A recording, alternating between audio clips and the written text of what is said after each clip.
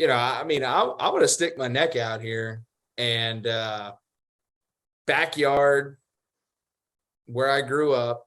I think offensively, this is kind of the perfect storm Wake Forest type situation down in Charlottesville this year for this side of the division. I think Brennan Armstrong. I like this. I like where you're going. Coming back. I like where you're going. My biggest points of contention at the University of Virginia is defensively, can they step it up a notch? And really, it's just a notch. Can you create some more turnovers and give Brennan some short fields in that offense? And then from an offensive line standpoint, can you give him enough of a running game to be able to command a little bit more attention in that box and allow those guys outside who they have coming back, they might have one of the best receiving cores in the ACC from a talent standpoint. No doubt. And allow those guys to go out and make plays, man. I think in this division, the University of Virginia, if they can overcome the offensive line and the defense can step it up a notch, they might be my sleeper, like Wake Forest Cinderella story pick in that side of the division. You know what? I'm trying to be biased on the show because my former running backs coach for 5 years, Tony Elliott, just got the job there. And I've kind of been oblivious to scheduling throughout the years because I feel like Clemson, we just be whoever we play, whatever. But last year kind of woke me up to that. We lost to Georgia first game. But scheduling matters, especially to a school like Virginia. You look at last year, they were 2-2 first 4 games. In a program like that, I feel like it's easy to get your spirits broken because like you believe all summer, and then you go in, you're 2-2, and it's kind of like, man, it's the same year all over again. It's just easy to kind of go back into that same old mindset. Song and dance. Yeah. Yep. After a coach who comes in there, he's hyping you up because obviously you have to do that at a school like Virginia. Get these guys riled up. Hey, this is going to be the year. It's going to be the year. This year they open up with Richmond. They go to Illinois, who they beat last year. They got ODU at home. They go to Syracuse and go to Duke. Those are their first 5 games. And they got a lot of belief with Coach Elliott, the new culture he's bringing in, which I think those guys, if they're not going to be anything else, they're going to be detailed. That's one thing. That was a mantra of his running back room and his offense. We were very detailed. No matter what happened, we were detailed and we were going to communicate. And so I think that bringing those things, whether on the defensive side or offensive side, are going to be critical to their success. And so if they can come out and potentially be 4-1, 5-0 those first 5 games, I mean, they got Louisville and Georgia Tech after that. First 7 games, Richmond, Illinois, ODU, Syracuse, Duke, Louisville, and Georgia Tech. And then they go to Miami for the 8th game. Those first 7 games, I mean, it's setting up potentially to be they could make a really good run. And if they get to that point, they have the belief anybody can be beat. Because nobody on that side to me is a powerhouse like NC State. I mean, not a powerhouse, a strong. I'm not calling NC State a powerhouse, a contender, like our side. So I think Miami can be beat. I think North Carolina can be beat. Pittsburgh can be beat. There's a lot of question marks, man. That side of the division is like it's a coin flip because your Virginia Tech isn't what Virginia Tech used to be. Your Miami isn't what Miami used to be. North Carolina losing Sam Howell. They got some playmakers outside, question mark at the quarterback position. Defense kind of stunk last year, kind of was underwhelming. They're really undervalued. Like, you don't really know. And I think from a consistency standpoint, guys in Charlottesville should be sitting happy right now, dead red, ready to rip. And this is a point too. So you look at Virginia over the last 5 years. The Virginia was in the ACC championship in 2019. So that was 3 years ago. So there's some guys on that team, seniors, redshirt seniors, that have tasted and seen what it looks like to win that side. And different to our side, usually the person who wins that side is more of like a conquering, demonstrative, like you won, you beat everybody.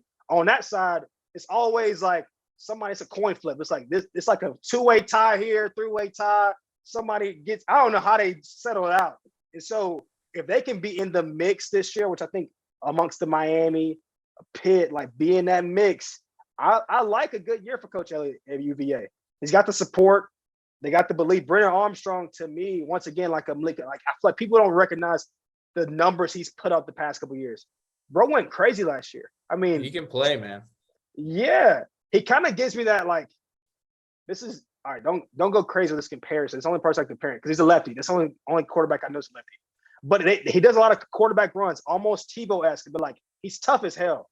And Coach Elliott is really big on quarterback runs. You know what I'm saying? Like, but here's the thing. Play style. I would compare him more to like, and this is going throwback, but like Steve Young-esque. I don't think he's but Steve Young made plays with his feet. Like Brennan can get out and get busy. He's pretty deadly accurate. I haven't watched a ton of him. I've watched enough of him to be confident enough to say, with what he's got coming back outside, his production last year and what I saw, I think this year they can turn the corner. Again, biggest question mark is up front. Is defense, and up front, can they give him a run game that they can at least expand upon offensively in terms of play action, RPO, all the other fluff that comes into it. But they need to be able to run the football, and defensively they need to get a little bit more. They need to go up. They don't need to go up 2 or 3 notches. They just need to probably go up a notch or 2. Ladies and gentlemen at home watching this, I hope you're enjoying this as much as I am, because I just am sitting back, finishing my whiskey, wondering if Steve Young or Tim Tebow is a more generous comparison for Brennan Armstrong. Right? I genuinely don't know which one's more nice to Brennan Armstrong. I mean, Steve Young had the pro career, right? But Tebow's generational in college. Right. Yeah. You guys are nuts, man. That's what I'm trying to tell you. Come on. What I'm saying is Greg. Play style. Greg, that's the issue, though, is people who, when people make comparisons, they immediately go to accolades, what they did, all these things. Right. I'm taking it more as like when you turn on the tape, you take the number and the name off the back of the jersey and you watch 2 people do things. Right. What does it look like? Are they similar? That's where I drew my comparison. It makes sense. I'll back up my comparison with Tebow. When I see Brennan Armstrong, he's not the type of quarterback that's gonna run out of bounds. Tebow wasn't either. And so that's where when I think of like tough, physical. Lefty, he's a tough kid. Physical. He's tough, and I think middle small town Ohio, like he's a tough kid. And that's what's gonna take them over. I think if they're gonna make that leap this year as a program with the momentum of hiring Coach Elliott, a big time coach with they had a good offense last year. They couldn't stop anybody. So they can put it all together this year. I think they can be in that pod to make that leap. But not the bottom, but not the top. They can be in that pod to make the leap. The pod. Hack, of our field of 12 QBs, who's the most likely to not run out of bounds? Is it you? Is it Bryce? Is it Trevor? Who's going to run through a guy instead of ducking out of bounds? I've done it. I know Trevor, all of us have probably done it. And I got enough respect for those guys, man. I think all of us would lower the shoulder if it was 3rd and 12 and we were a yard and a half short. Business decision. We don't make those. We lay it out for the team. Bryce might. But I love Bryce. But Bryce might. Hey, you all got some merchandise to protect. I understand it. I'd respect you either way. I just had to ask. And look, Darien, I know Tony Elliott's your guy, but is it safe to say between the 3 new hires of head coaches in this division, Brent Pry at Virginia Tech, Tony Elliott at Virginia, and John Shire at Duke, is Tony Elliott the best of those 3? You're hilarious, bro. You're hilarious. I just want to know. I'm just curious. Look, no, for sure. If you're watching this at home, we appreciate you. This is the Field of 12 After Dark. We're going to be here all season long. And yes, I see the YouTube chat being like, Greg does football too. You're damn skippy. I do football too. And I'm here all year with my boys, Darien, with Hack, and with the rest of this team. It's going to be a blast.